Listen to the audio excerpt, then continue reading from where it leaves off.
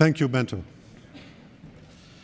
Yeah, it's true. One of my duties in science and also my hobby these days that I'm emeritus is the following question.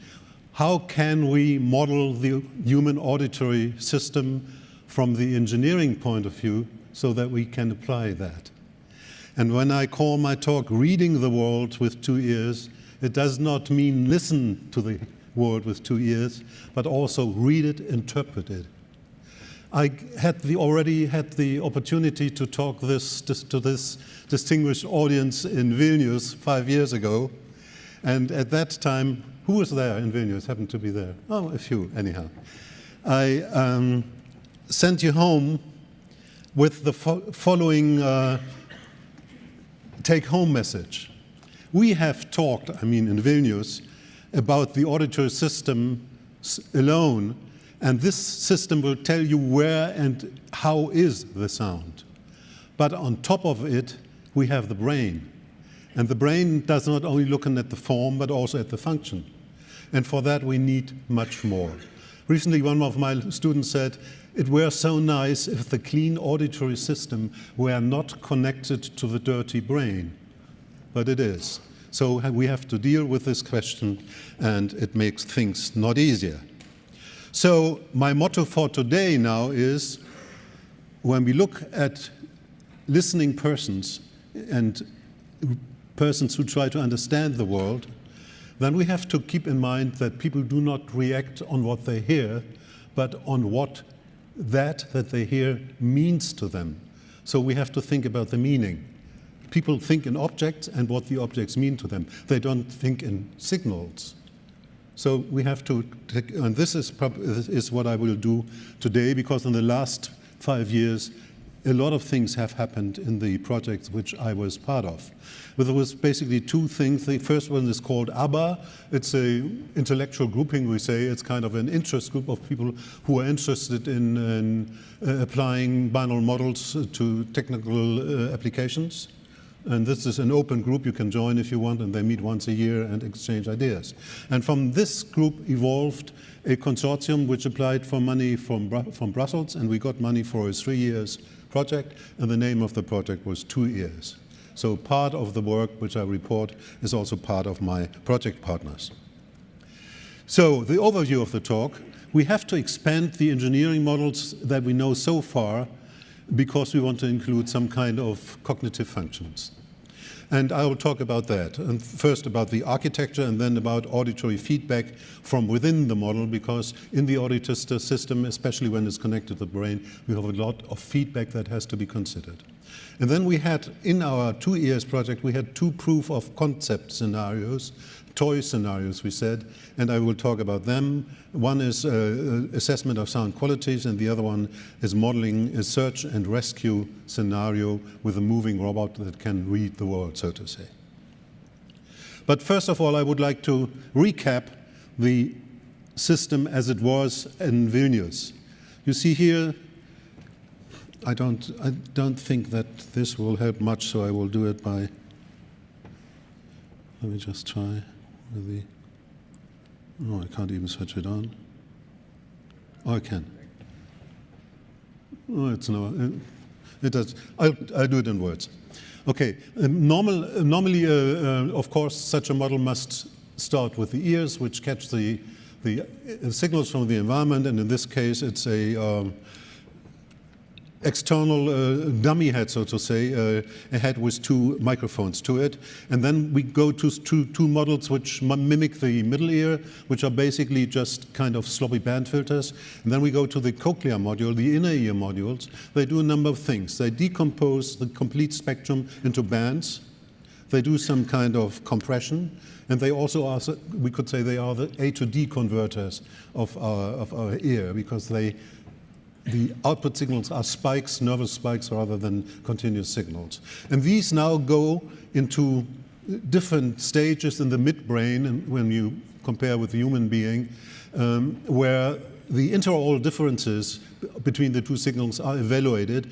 And also, of course, some monaural things may happen, because we can also hear when we close one ear. So it's not only binaural hearing that helps us building percepts, but of course also monoral ones. But I personally have the feeling that whenever there are binaural signals, they will be used and not the monoral ones. But that's a personal opinion. I don't have data. And then at the end of these models, we had kind of what I call a binaural activity mapping, so to say. So the activity of the nervous system in the midbrain is somehow represented, and so also in our model. And we call these maps, and it has 3 dimensions: time, left, right, and amplitude. And so far, we have looked at those things also as an acoustical consultant that I am. I looked at those maps from impulse responses in rooms, and somehow you get a feeling and you can interpret these maps and get to the meaning this way by using your own brain. But this is not what our system should do, so we have to go one step further. But first I wanted to show you this little film just for you to get an idea of how these maps look like when they are actually looking for the cursor. Where is it? It's not correct. There it is. Okay. This is just a little demo that shows you some of those maps, and done with a ray tracing algorithm. You see here is a ray tracing. Everybody knows that, I think. The sound field is simulated by rays. And now we have the head, which is this little blue thing there with a nose to it. And this is, for example, such a map. This is how they look. Another one. Here we have an occluded source, so the source is the red one, red point, and the listener is the blue one. And you see when the source is occluded, then after a while, the reverberant field will then create less correlation, and the peaks go down. You see, this is not something which has to do directly with what I want to tell you, but I wanted to give you a feeling what these maps are. Just take it as examples. Okay. Now, I will talk about the model architecture and about auditory feedback. Let's start with the architecture. But before I do that, please read this while I say a few words about it. When you want to explore the world, when you want to understand the world, and when you want to read the world, it's very hard to do this from a fixed standpoint. You have, like people do, you have to walk around, look behind walls, and also the movement itself carries a lot of information, as I shall explain later. So we think that we should have a mobile platform at the beginning of our system, so which we actually have. We have a dummy head which is put on a robotic platform, can move on a plane and also rotate the head. And then we can control this. Also, as I said already, there's a lot of feedback within the auditory system which has to be controlled partly from the brain and partly from the auditory system, which can do a lot of things which I will talk about later. So this is now the new structure. At the lower part, you see exactly what I've shown you already and which I had explained in Vilnius already, with the only exception that now the dummy head is on a mobile platform and can move about. And then up to the binaural activity map. And you see there are a lot of feedback paths already here in the picture. Let's look at an enhanced picture of the upper part. This is the upper part. So what do we have? We want to make sense of what is appearing in this binaural map. So what we do is, first, we do have to segment the signals into chunks which somehow belong together. In a speech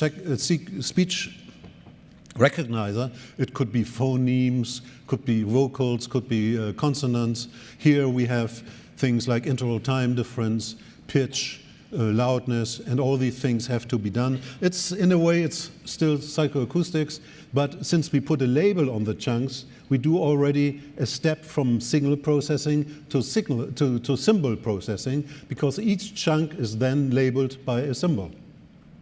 These symbols go then into a next step where it is actually machine learning and rule-based thing where event experts try to make sense out of those chunks, put them together, and find out what might belong together to form an object.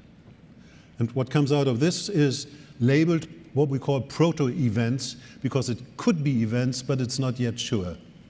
And they go then into something which is actually the heart of the whole cognitive system, in a system which we call a blackboard. And the blackboard contains in graphical form all the statistical dependencies between the different proto-events. And on top of it are experts or knowledge sources, which are specialists for a certain part of the world, so to say. There could be concert hall, acoustics guy, but of course they are programs.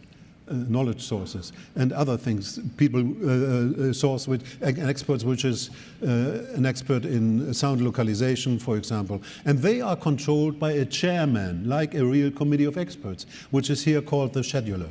And the scheduler controls the whole process. So the expert, when they look at the blackboard, see what's in the blackboard, set up an hypothesis what this could be, and then from there on they test whether this hypothesis is true or false.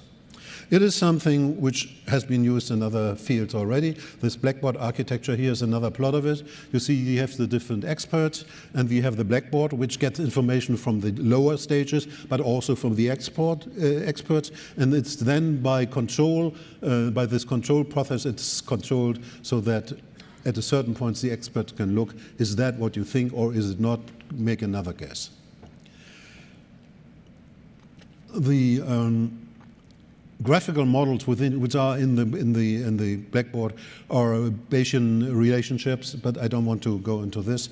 That would take a little bit longer to explain that, just for you to know that something with Bayesian theorem has to do something with it also. So the complete blackboard, including the experts, looked like this, because there's one thing which I have not mentioned yet. Since we look at the binaural activity map as a function of time, also the blackboard variables change all the time. So the whole thing shifts always to the right along the timeline. So it is really very complex. Now, this is what the architecture of the system is. And I want to say a few words about feedback. When you look into the biological literature, you find that in the auditory system of mammals, you have efferent, that downgoing pathways from everywhere, from the auditory cortex down to the cochlea. So it is a good assumption to say, basically, feedback is possible between any components of the auditory pathway. So what do we do now with our model when we want to include that? Well, feedback in the auditory system, that's a good question, and we have worked on that.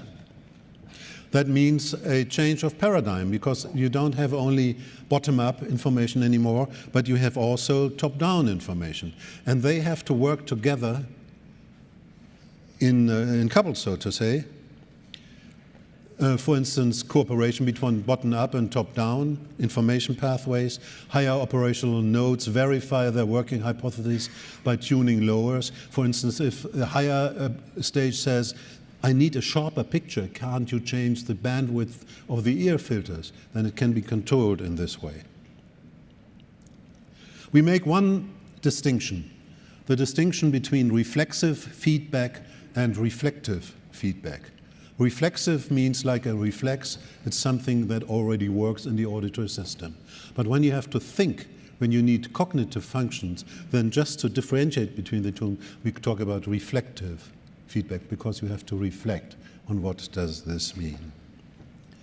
Is my speed correct, or should I be slower? It's okay? Good. So let's look at a few things just in passing by, actually, because there are so many things that you can do. Feedback, for instance, from the binaural stage, that is from the map down, or from the cognitive nodes down to control the robot, to say, I don't know whether there's a source in front or behind. Please move your head a little bit. We want to find out where the source is. That's something that you can control cognitively. Or many other things. Find something behind a wall or so. Other things are from the brainstem level, cognitive level, to the peripheral modules.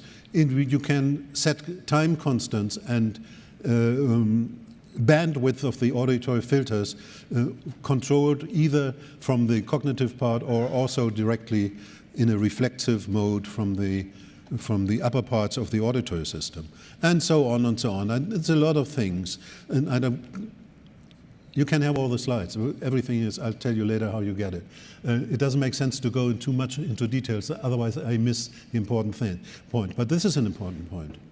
The brain is building its own world by model of the world, by exploring its world, and builds a world model internally, and can also import knowledge from other sources, for instance from lexica, from maps that they can get from other. So we have, by machine learning, the possibility of importing knowledge that we need for our purposes into our model. A few things have happened, but this is a pioneer project. Not everything that I say has been realized already, but I'll tell you later what we do have realized. So, as far as feedback is concerned, the following things have been done already. Motional feedback, sensory-motor feedback. When you know what your head does at each moment, then you have much more information when you only use the ear signals. And it can be shown that already at the reflexive level, but even more so in the reflective level, we can increase localization dramatically when we at the same time consider the position and the motion of the sensors.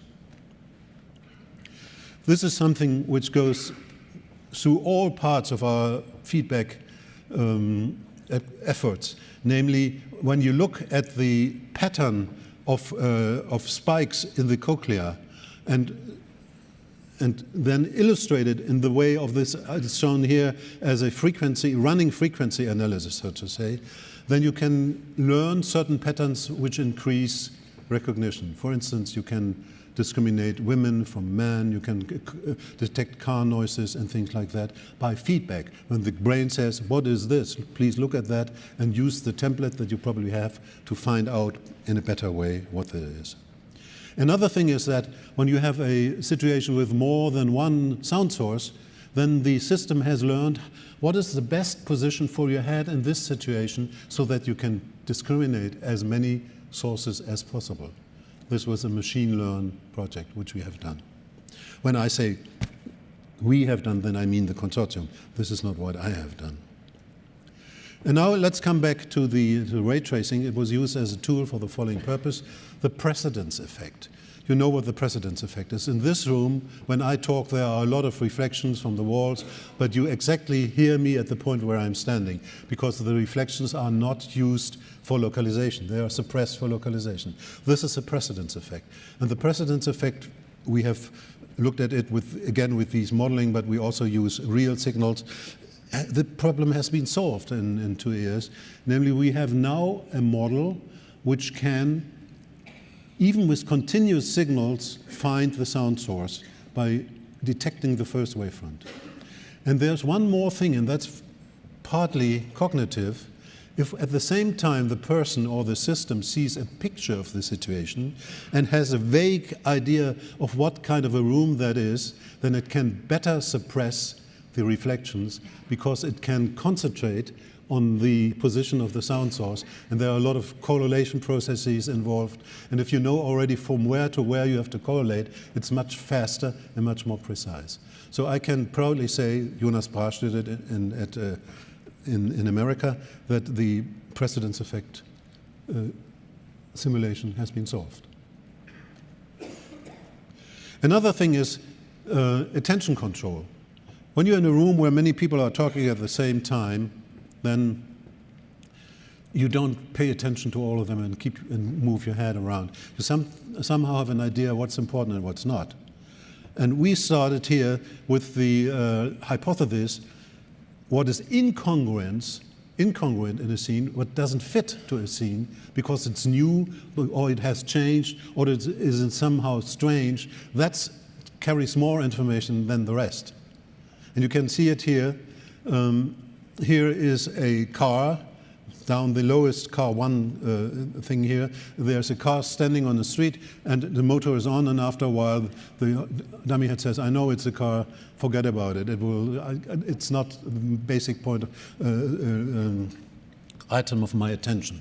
But then somebody starts yelling gets immediate attention, the head moves to that position, but then if he stops yelling, then it goes down again until he or she will yell again, and then again this position will be observed.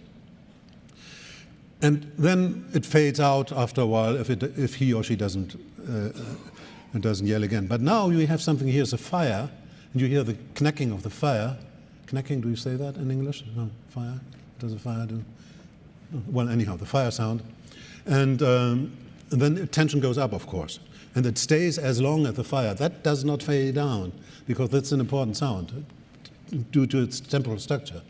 And then again, the person is yelling, maybe he or she is yelling fire, and then we get utmost attention. And when you look at this diagram at the right side, then you see the red arrows are what has been done before the robot has learned about the scene, but after the robot has paid attention for a while and explored the scene, then it only goes to a selected number of different directions because the robot has understood that something important is going on at these points. Okay, let's go to quality assessment. Quality is a tricky thing. People think, when I know everybody about anybody, let's say I have a sound source, I know its music and I know it's loud, then I already have the quality. But then I only have a collection of the features, and that we call character. Not to mistake that with the sound. And only if you judge the character on the basis of a reference, then you can say the quality is good or it's less good. But for that, you need a reference. So now to make all this is a basic idea of quality estimation. Now, how can we make this fitting for engineering purposes? So one thing is that this first character of sound evaluation is the same for most tasks that we are working with. So we try to find out as much as possible about the source. And all individuality or all task dependency we put into the reference set. So there's a different reference for sporty cars than it is for sedans. And there is a different reference set for somebody who is using a drilling machine just in his hand to look whether it's working or actually drilling. So all these task dependencies and individual tastes are in the references. That means we need a lot of references. That means a lot of measuring, collecting of data. Also, sound quality is a multi-faceted phenomena with different levels of abstraction. When we normally talk about the quality of a sound, then people think this is basic acoustics, when we know the variation strengths and the sharpness, and in concert hall probably the clearness and other things, reverberancy, then we have already quality. But this is not yet a quality. It's a very low level of abstraction because we directly look at features or listen to features of the sound, but the features are already something which is selected by your listening system.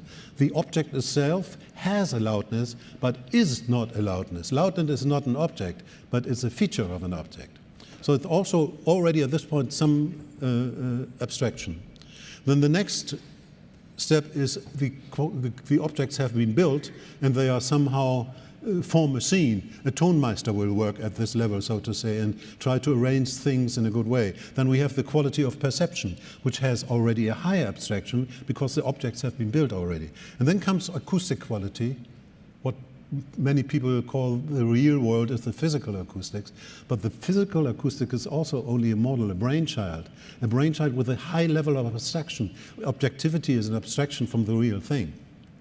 And in the end, we have oral communication. The sound of quality, as I said in the beginning, is not the quality of the sound. When you have a product, it should relay to you, signal to you that the product has a good quality, no matter what the sound is, you see? So we have those different abstraction levels. And yes, I have the time. Oh, it's counting down. Oh, then I have more time than I thought. It says counting down. I thought it was the running time. Okay. Then it's good. I have a lot of more details, no problem.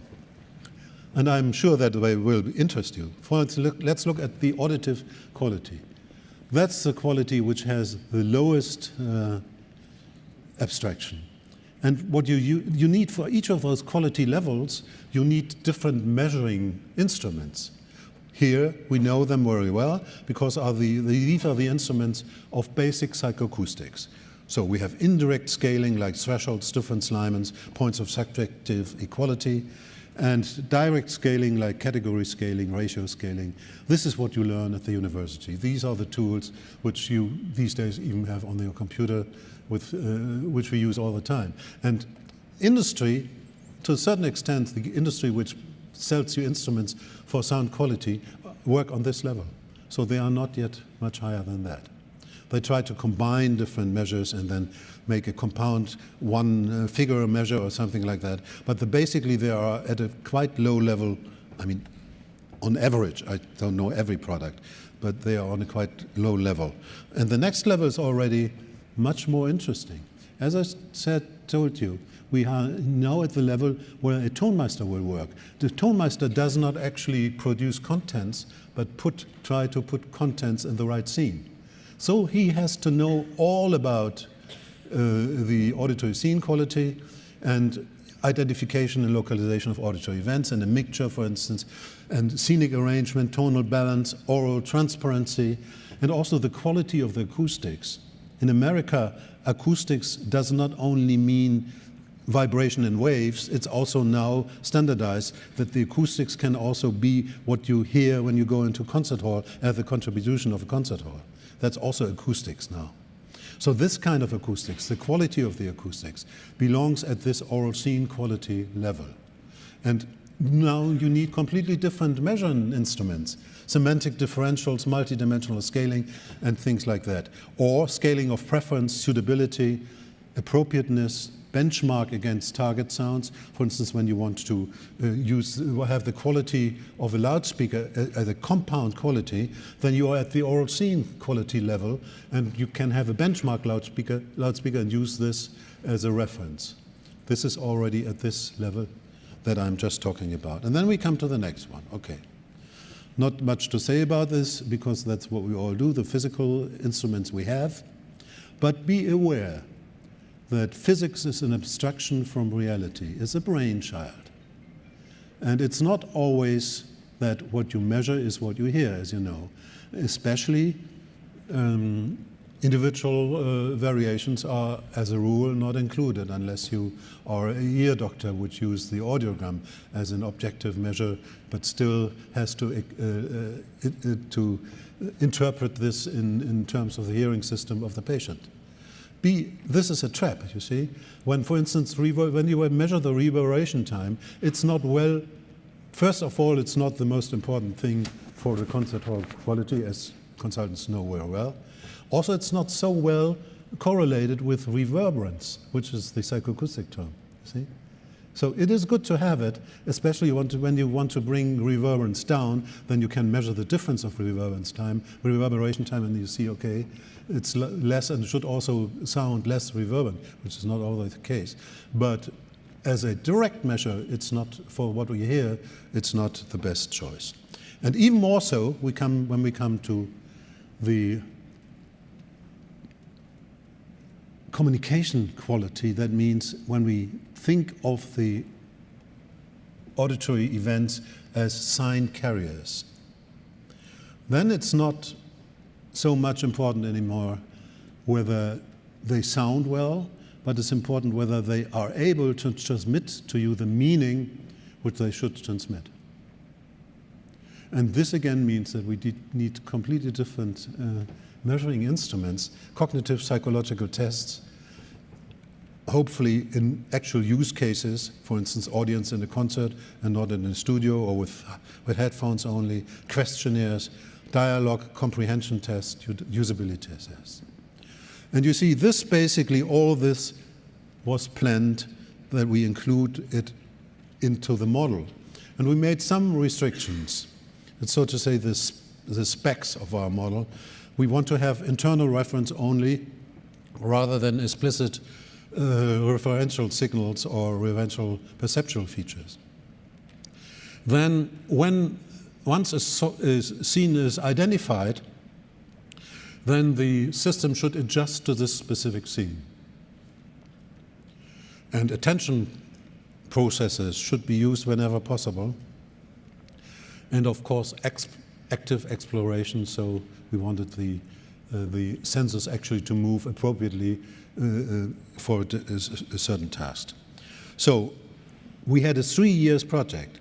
So we didn't solve all the things, but we built a framework, and this is how the framework looks like.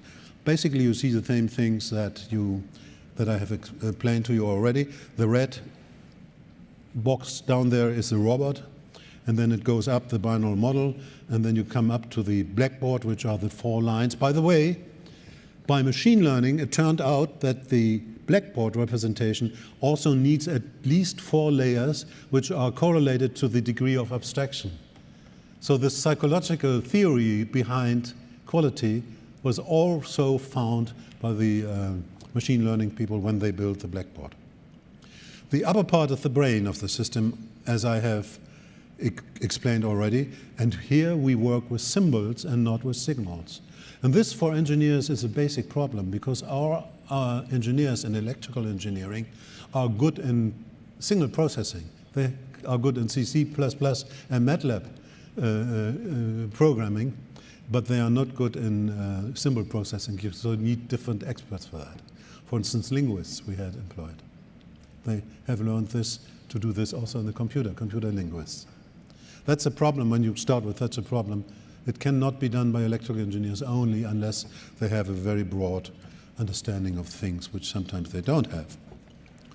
And you can't blame them because we taught them different things. Now, what can we do? The character of the sound can now be assessed by the 2-ear system because this is already done by the auditory system.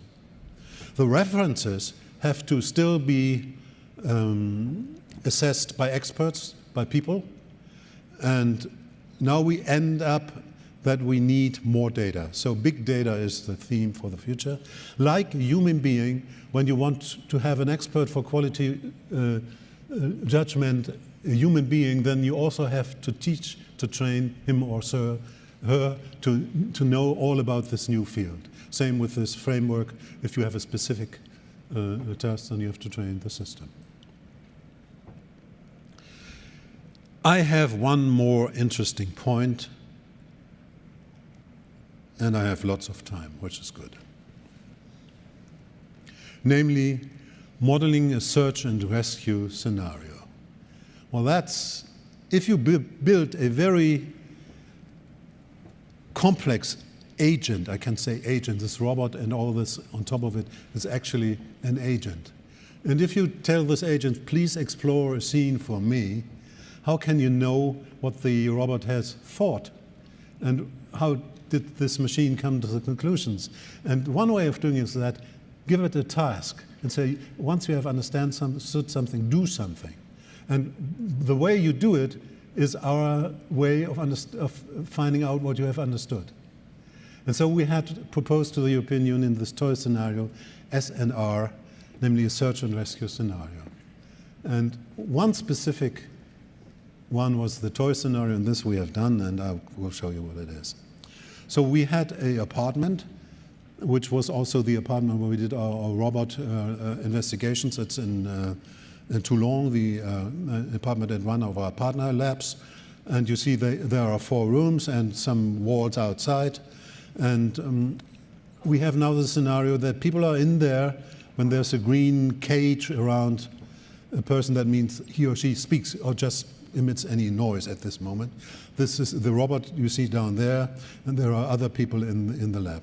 And I'll show you now a film, because the film has a lot of details to it. I would like to ask you first to look at the following things. You will find an environment map, so the robot will find out just by the sounds where different sound emitting sources are, and then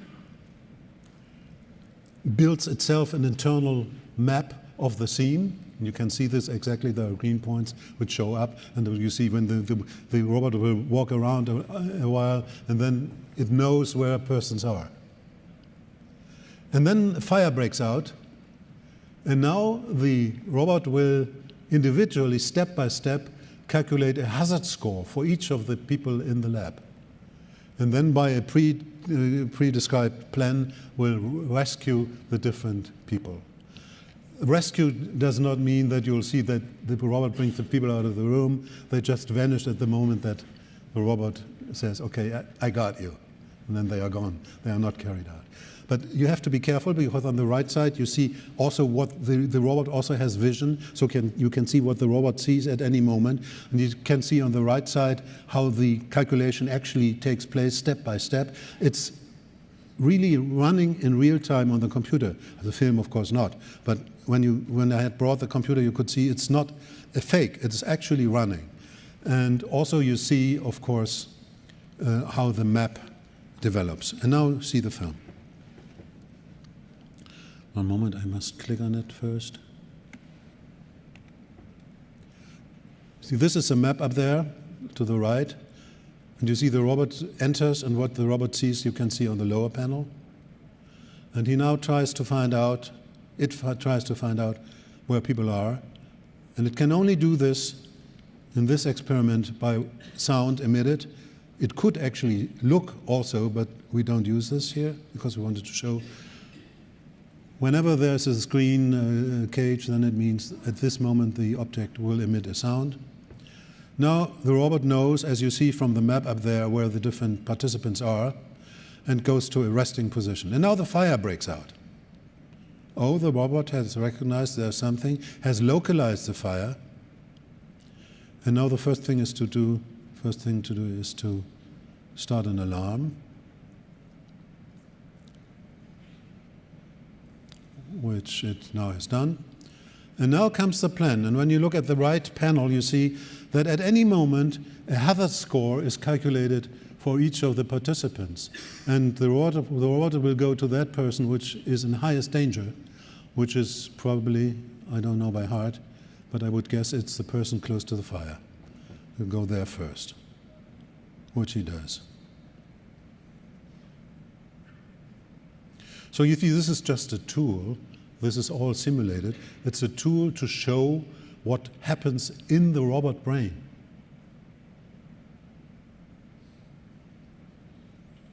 And as I said, the main progress during the last 3 years, was that we have added a brain to the binaural model. Now let's see what the next will be. What would you guess? And let's see whether the robot is calculating the hazard score. The hazard score is also, don't know whether you can read it, noted besides the green dots. And now path planning takes place. This guy hasn't said anything for a long time, so he was the next. And now those two are a little bit further apart. He is lying down and she is standing up. This is one thing that you can't do. This is quite interesting. That's one thing that you can't do acoustically, to find out whether a head is moved to the side or upright. And for that, for this specific task, the robot has a little look and then says that this is a person lying down and that. So sometimes you need the vision too.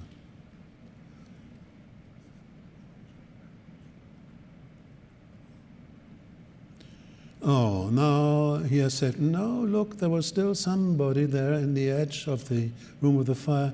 There was a dog that we had forgotten. No, but the robot did not, so it will now save the dog.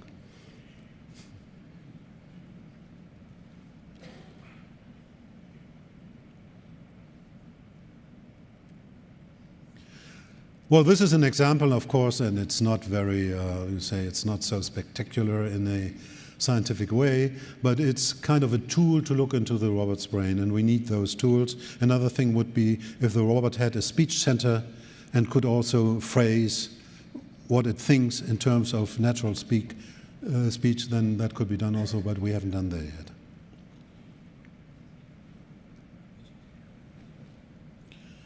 Okay.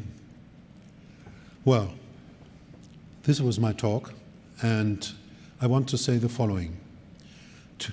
If there are any questions, please send me a mail. There's much more materials that I can then send you. And even more important, everything that we have done is open source. All the documentation and all the software is available from the website of the 2 years project. You can load it down. There are a few exceptions where you cannot yet load it down because my partners are just writing articles. But I have access to it, and I can send it to you proprietary if you want to have something which you cannot load down. It's just not yet in the public domain, but it's only a few things. Otherwise, you can load down everything, load down the complete program, try it to configure it for your purposes, try it out, and give us feedback. Thank you very much.